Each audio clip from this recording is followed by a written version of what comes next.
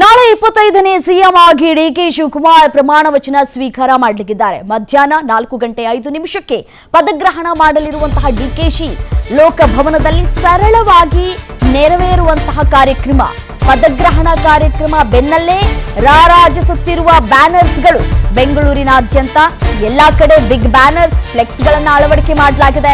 ವಿಧಾನಸೌಧದ ಅಕ್ಕಪಕ್ಕದ ರಸ್ತೆಗಳಲ್ಲಿ ತಲೆ ಎತ್ತಿದ್ದಾವೆ ಬ್ಯಾನರ್ಸ್ಗಳು. ಡಿಕೆಶಿಗೆ ಶುಭ ಕೋರುವ ಬ್ಯಾನರ್ಗಳಿಂದ ಮುಳುಗೋಗಿದೆ ಇದೀಗ ಬೆಂಗಳೂರು. ಬ್ಯಾನರ್ ಮತ್ತೆ ಫ್ಲೆಕ್ಸ್ ಅನ್ನ ಕಟ್ಟದಂತೆ ಕೋರಿರುವಂತಹ ನಿಯೋಜಿತ ಸಿಎಂ ಡಿಕೆಶಿ ಕೋರಿಕೆಯನ್ನು ಮೀರಿ ಬ್ಯಾನರ್ ಅನ್ನ ಹಾಕಿರುವಂತಹ ಬೆಂಬಲಿಗರು.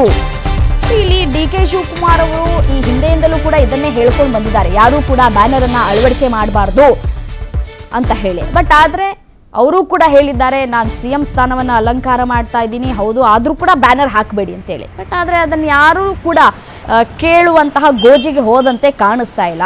ನೋಡಿ, ವಿಧಾನಸೌಧದ ಸುತ್ತಮುತ್ತ ಯಾವ ರೀತಿಯಾಗಿ ಫ್ಲೆಕ್ಸ್ಗಳನ್ನು ಅಳವಡಿಕೆ ಮಾಡಲಾಗಿದೆ ಅಂತ ಹೇಳಿ. ಅದರಲ್ಲಿ ಮೇನ್ ಡಿಕೆ ಶಿವಕುಮಾರ್ ಅವರ ಫೋಟೋ ಯಾವ ರೀತಿಯಾಗಿ ಕಾಣಸಿಗ್ತಾ ಇದೆ, ಎಲ್ಲೋ ಸೈಡಲ್ಲಿ ಇದೆ. ಬಟ್ ಆದರೆ ಡಿಕೆ ಶಿವಕುಮಾರ್ ಅವರ ಫೋಟೋ, ಅವರ ಡಿಕೆ ಸುರೇಶ್ ಅವರ ಫೋಟೋ ಎದ್ದು ಕಾಣಸಿಗ್ತಾ ಇದೆ ನಮಗೆ.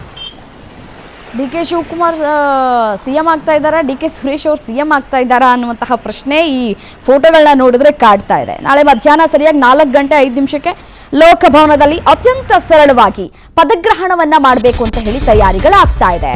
ಪದಗ್ರಹಣ ಕಾರ್ಯಕ್ರಮ ಬೆನ್ನಲ್ಲೇ ರಾರಾಜಿಸ್ತಾ ಇರುವಂತಹ ಬ್ಯಾನರ್ಸ್ಗಳು. ಬೆಂಗಳೂರಿನಾದ್ಯಂತ ಎಲ್ಲಾ ಕಡೆ ಬಿಗ್ ಬ್ಯಾನರ್ಸ್ ಗಳನ್ನ ಹಾಕಲಾಗಿದೆ, ಫ್ಲೆಕ್ಸ್ ಗಳನ್ನ ಅಳವಡಿಕೆ ಮಾಡಲಾಗಿದೆ. ವಿಧಾನಸೌಧದ ಅಕ್ಕಪಕ್ಕದ ರಸ್ತೆಗಳಲ್ಲಿ ತಲೆ ಎತ್ತಿರುವಂತಹ ಬ್ಯಾನರ್ಸ್. ಡಿಕೆಶಿಗೆ ಶುಭ ಕೋರುವ ಬ್ಯಾನರ್ಗಳಿಂದ ಮುಳುಗಿದಂತಹ ಬೆಂಗಳೂರು. ಬ್ಯಾನರ್ ಫ್ಲೆಕ್ಸ್ ಕಟ್ಟದಂತೆ ಕೋರಿರುವಂತಹ ನಿಯೋಜಿತ ಸಿಎಂ ಡಿಕೆಶಿ ಕೋರಿಕೆಯನ್ನು ಮೀರಿ ಬ್ಯಾನರ್ ಅನ್ನ ಹಾಕಿದ್ದಾರೆ ಬೆಂಬಲಿಗರು. ಪದಗ್ರಹಣ ಕಾರ್ಯಕ್ರಮ ಬೆನ್ನಲ್ಲೇ ರಾರಾಜಿಸ್ತಾ ಇದ್ದಾವೆ ಬ್ಯಾನರ್ಸ್ಗಳು.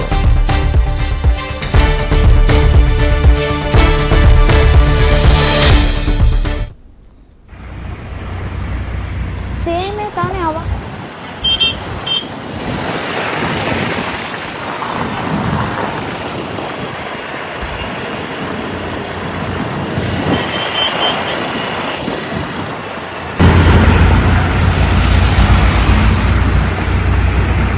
ಕಾರ್ಯಕ್ರಮವನ್ನ ಮಾಡಬೇಕು ಅಂತ ಏನು ತೀರ್ಮಾನವನ್ನ ಕೈಗೊಳ್ಳಲಾಗ್ತಾ ಇದೆಯೋ, ಆದರೂ ಕೂಡ ಅದು ಸರಳ ಅಂತ ಮಾತ್ರ ಕಾಣಸಿಗ್ತಾ ಇಲ್ಲ. ಸಾಕಷ್ಟು ಹವಾ ಸೃಷ್ಟಿ ಮಾಡ್ತಾ ಇದ್ದಾರೆ ಅನ್ನೋದು ಕಾಣಸಿಗ್ತಾ ಇದೆ. ನೋಡಿ, ನಾಯಕನ ಮಾತನ್ನ ಕೂಡ ಕೇಳ್ತಾ ಇಲ್ಲ ಬೆಂಬಲಿಗರು. ಅತ್ಯಂತ ಇಂಟ್ರೆಸ್ಟಿಂಗ್ ಆದಂತಹ ವಿಚಾರ.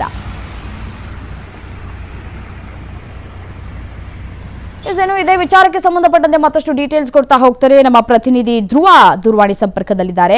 ಧ್ರುವ, ಸ್ವತಃ ಡಿಕೆ ಶಿವಕುಮಾರ್ ಅವರೇ ಬ್ಯಾನರ್ ಅನ್ನ ಹಾಕಬಾರದು ಅಂತ ಹೇಳಿ ಕಟ್ಟುನಿಟ್ಟಿನ ವಿನಂತಿಯನ್ನ ಮಾಡ್ಕೊಂಡಿದ್ದಾರೆ. ಆದರೂ ಕೂಡ ಅವರ ಆದೇಶವನ್ನ ಮೀರಿ ಬೆಂಬಲಿಗರು ಬೆಂಗಳೂರಿನಾದ್ಯಂತ ಈಗ ಫ್ಲೆಕ್ಸ್ ಗಳನ್ನ ಹಾಕಿರೋದು ಕಾನೂನು ಉಲ್ಲಂಘನೆಯೋ ಅಥವಾ ಅಭಿಮಾನದ ಪರಮಾವಧಿಯೋ ಅಂತ.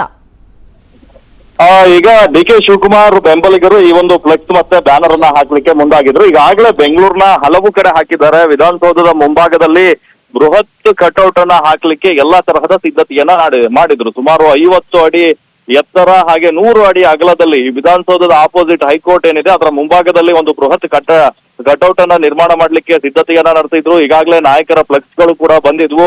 ತಮಿಳುನಾಡಿನಿಂದ ಬಂದಂತ ಇವರೇನು ಕಾರ್ಮಿಕರು ಈ ಕೆಲಸದಲ್ಲಿ ತೊಡಗಿದ್ರು. ಆದ್ರೆ ಹೈಕೋರ್ಟ್ ನ ಮುಂಭಾಗ ಆದ ಕಾರಣ ಹೈಕೋರ್ಟ್ ಖಡಕ್ ಆಗಿ ಸೂಚನೆಯನ್ನ ನೀಡಿದೆ.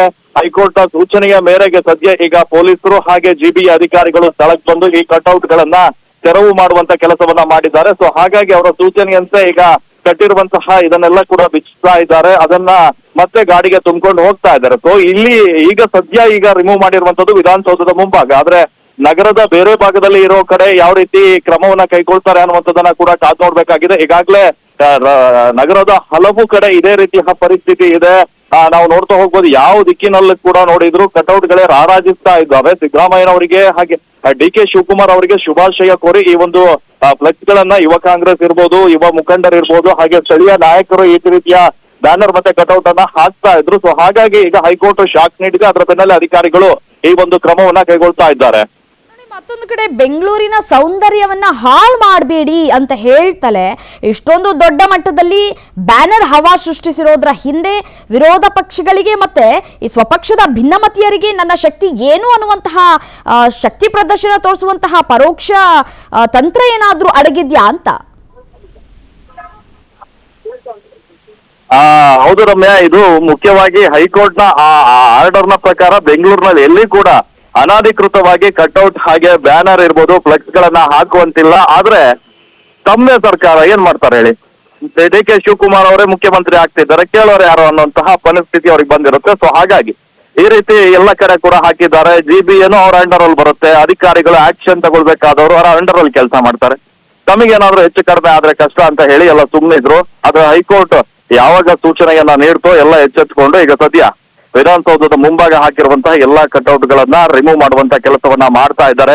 ಸ್ವತಃ GBಯ ಅಧಿಕಾರಿಗಳು, ಪೊಲೀಸರು ಈ ಒಂದು ಕೆಲಸವನ್ನ ಮಾಡಿಸ್ತಾ ಇದ್ದಾರೆ.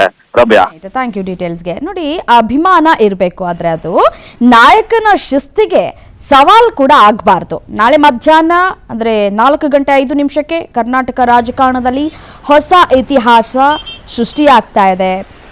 ಸೊ ಹಾಗಾಗಿ ಈ ರೀತಿಯಾದಂತಹ ಫ್ಲೆಕ್ಸ್ಗಳನ್ನು ಅಳವಡಿಕೆ ಮಾಡುವಂತಹ ಕೆಲಸಗಳಾಗ್ತಾ ಇದೆ. ದೃಶ್ಯದಲ್ಲಿ ಗಮನಿಸ್ತಾ ಇದ್ದೀರಿ.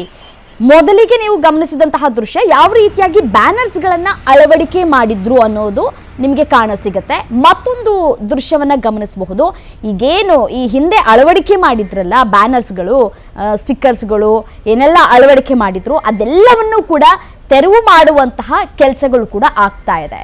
ಡಿ ಕೆ ಶಿವಕುಮಾರ್ ಅವರು ಹೇಳಿದ್ರು, ಬೇಡ ಈ ರೀತಿಯಾದಂತಹ ಆಡಂಬರ ಬೇಡ, ಬೆಂಗಳೂರಿನ ಒಂದು ಇದು ಏನು ಸಂಸ್ಕೃತಿಯನ್ನು ಹಾಳು ಮಾಡಬೇಡಿ ಅಂತ ಹೇಳಿ ನಾನೇ ಪದೇ ಪದೇ ಹೇಳ್ತಾ ಇದ್ದೀನಿ, ಅಂದ ಚಂದವನ್ನು ಹಾಳು ಮಾಡಬೇಡಿ ಅಂತ ಹೇಳಿ. ಬಟ್ ಆದರೆ ನೀವು ಅದನ್ನು ಮುಂದುವರಿಸ್ಕೊಂಡು ಹೋಗ್ತಾ ಇದ್ದೀರಿ, ಇದು ಎಷ್ಟು ಮಟ್ಟಿಗೆ ಸರಿ ಅನ್ನುವಂಥದ್ದನ್ನು ಅವರೇ ಕೂಡ ಹೇಳಿದರು. ಸೊ ಹಾಗಾಗಿ ಅದನ್ನು ಗಮನದಲ್ಲಿ ಇಟ್ಕೊಂಡು ಈಗ ಆ ಎಲ್ಲ ಫ್ಲೆಕ್ಸ್ಗಳನ್ನು ತೆರವುಗೊಳಿಸುವಂತಹ ಕೆಲಸಗಳು ಆಗ್ತಾ ಇದೆ.